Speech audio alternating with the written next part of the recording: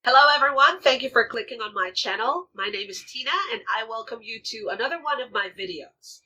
In today's video, I am going to talk about cover letter. I intentionally put it at the very last and later on you will find out why. Marami nagtatanong sa akin when I'm facilitating the job readiness seminar, Tina, kailangan pa ba ng cover letter? Hindi ba po pwedeng resume na lang? I think naisulat ko na naman lahat sa resume, so why is there a need for a cover letter? The answer in this video that is hosted by Tina. Keep watching. Ano nga ba ang ating cover letter? Ang ating cover letter is the letter that accompanies our resume. Ang inyong cover letter ang magsisilbing summary ng lahat ng sinulat ninyo sa resume. So, yes, yung tipong meron kayong 1 or 2 pages lang, isa-summarize pa natin yon. Actually, let's also try to look at your cover letter not only as a summary, but also a tool that would enable you to discuss in detail the strongest points that you put in your resume. Tipong, oo nga, summary siya ng resume ninyo, but at the same time, dito nyo rin po pwedeng i-detalye yun lang mga strong points na nai-include ninyo or nabanggit nyo sa inyong resume. Na otherwise, hindi naman ma-appreciate or maiintindihan ng ganong kadetalye ng inyong interviewer. So, bakit ba tayo sumusulat ng cover letter? Unang-unang dahilan ng pagsulat natin ng cover letter is for us to introduce ourselves. Okay? That will also serve as an introduction. Also, dito natin outrightly or in Tagalog, tahasang masasabi ano yung posisyon na gusto nating applyan. Okay? This is very important. Pwede nyo sigurong isipin na, naku, given na yun. It's not that.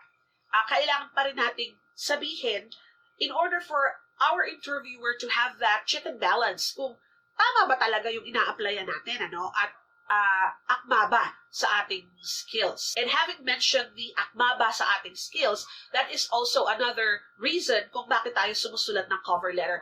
Dito din natin i-discuss kung papaanong akma yung mga skills na hinahanap ng kumpanya dun sa mga skills na meron tayo or mga capabilities na kaya nating i-impart dun sa kumpanya nila. Another reason kung ba tayo sumusulat ng cover letter ay pang-engganyo rin to doon sa mga kung sino man ang magbabasa ng ating cover letter to continue reading.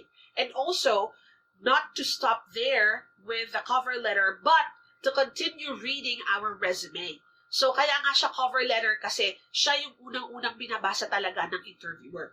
And last but not the least, our cover letter is also a tool for us to serve a call to action. Ano ba yung gusto nating gawin nitong may hawak ng kopya ng ating cover letter at ng ating resume? Ang gusto natin ay tawagan nila tayo either for an interview or to clarify something kung meron man tayong hindi gaanong naipaliwanag ng maayos doon sa ating cover letter at sa resume. So, yun ang mga reasons kung bakit nag-i-include tayo ng cover letter. By now, I hope that you appreciate the fact na ang cover letter ay mahalaga pa rin together with our resume when applying for a job. If you have watched my video last weekend on verbal communication in the workplace, matatandaan na I have also mentioned in there the written type of communication as observed in the workplace. Now, although nandun pa lang naman tayo sa unang part o nasa unang klase ng communication, which is, again, verbal communication. But with the written communication, nabanggit natin doon that your written communication is not at all personal. So how do we make a written communication like your cover letter as personal as possible? Una, kailangan nating alamin kung kanino natin i-address ang cover letter. Meron kayong mga samples na nakita by now, especially if you have been looking around the internet. Minsan ang nilalagay lang the manager or the human resource manager or the team leader of this and that department. Let me stress that this is very generic. This is something that we don't recommend for you to practice. If you trade place with the person interviewing you, sa unang-unang communication pa lang na ipinasa sa office ninyo, nabasa mo agad ang pangalan mo. How would that make you feel? Nakakatuwa, di ba? Ibig sabihin, this particular applicant really took some time to research who you are at kung sino yung makakaharap niya on the day of the interview. Pwede hindi ikaw yun, but you are the focal person for the hiring or for the recruitment. So that's one thing very nice to see in the cover letter. Now, there is also another dilemma. There is an emerging question about how to do the salutation. So, say, for example, if it's me who will be receiving the communication, are you going to put, "Dear Miss Tina" or "Dear Miss Dela Cruz"? Of course, this is a business communication, therefore you need to put "Dear Miss Dela Cruz" in the salutation. The next thing that you need to keep in mind in personalizing your cover letter is to find out more about the job. Doon sa isa sa mga videos na na-publish natin before, this is about matching your skills with the job requirement.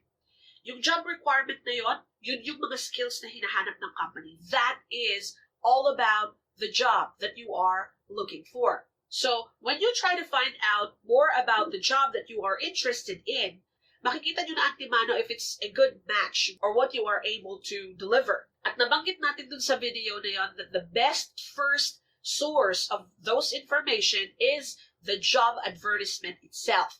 Kung saan makikita ninyo yung job requirement, yun ang mga kailangan na skills, abilities, and even experience that you should have before you apply in this particular position. Next is you finding out more about the company. Nabanggit din natin ito doon sa ating videos on job interview na kailangan nating may baon na information tungkol sa company. In all those 3 points that I have mentioned, find out who to address the letter to, find out more about the job, and find out more about the company, mapapansin agad ng interviewer that you are such a resourceful person, that you are able to really dig deep into your needed information. These indeed are good signs for an applicant. So, what are the details that should go in your cover letter? Number 1 is your name and your contact details. Alam naman natin to, no? Ito yung tinatawag na inside address. Unang-una, yung name at yung contact details natin. Followed by the name and the contact details nung tao na dapat makatanggap ng letter mo or yung letter of application mo. Let me remind everyone, especially if you are applying, as this might affect the impression of your interviewers, please make sure that your email are professional sounding email. You cannot just, use expressions or unprofessional phrases and statements in your email, like "cool dude" or "betcha by golly wow." I mean, you could be the coolest dude ever, but dude, you cannot use that in your email address, please. Safest email address is your initials and then Gmail or Yahoo. The next inclusion in the body of your letter is the position that you are applying for. You could outrightly speak of that position doon pa lang sa unang paragraph ng inyong letter.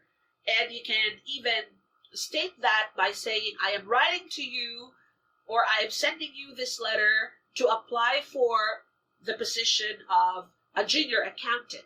After that opening paragraph, pwede nyo nang isunod yung mga skills ninyo. Kung marami yung skills na yon, just like my recommendation in other talks and other videos that I've had, pipili lang kayo ng 3 strong points. Yung 3 strong points na yon should also match the 3 strong points that you prepared for your interview. Of course, there is no way that we can take mention of all the skills and capabilities that we have included in the resume. Anyway, isa-summarize nga lang natin ito sa cover letter. Next will be a sort of justification. Bakit sa tingin mo ay good match ka doon sa trabahong ina-applyan mo? Just like in my other videos, I am going to show you visual examples later on in this video. But before that, other details that you should not forget to include in your cover letter, the language that you use in that industry. Anong ibig nating sabihin dito? Yung technical terms, ito yung dapat ninyong isama. Katulad halimbawa ng financial statement, bad debts, provision for bad debts. These are technical terms that accountants would understand and would know. So, try to include them in your cover letter. Pero hindi naman yung tipong i-enumerate nyo yung mga words na yon just to be able to show off na, "Oy, alam ko yung mga terms na yan." Hindi rin. Hindi rin maganda yung ganon. So, very skillfully trying to insert 2 to 3 words na sa tingin nyo ay ma-identify kayo ng inyong interviewer to be somebody who is really familiar in that industry.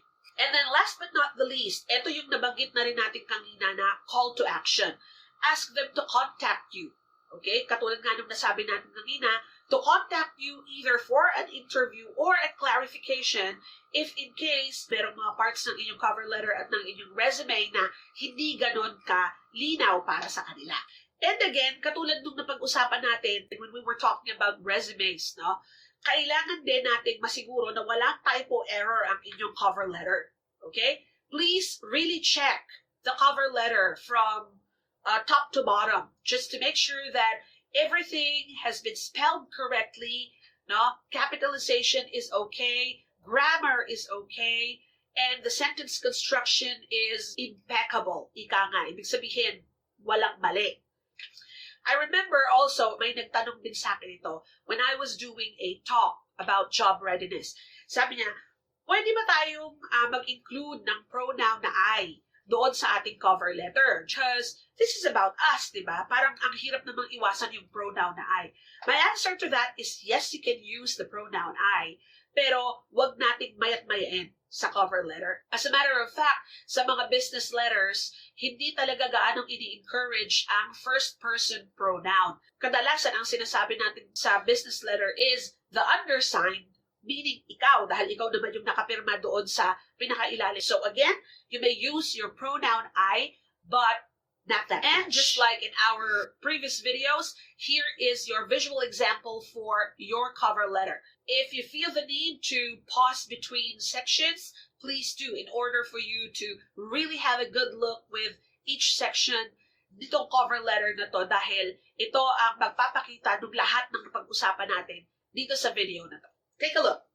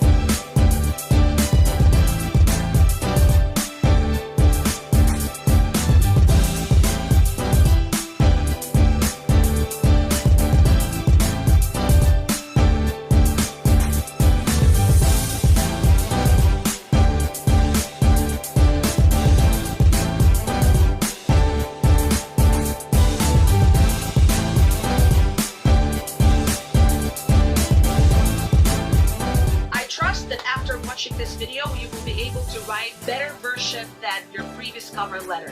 Sabi ko nga, if need be, go back to this video, pause and play in between section. And so, thank you very much for having me on your screens today. Once again, this is Dela Cruz of Hosted by Tina. Ta-da!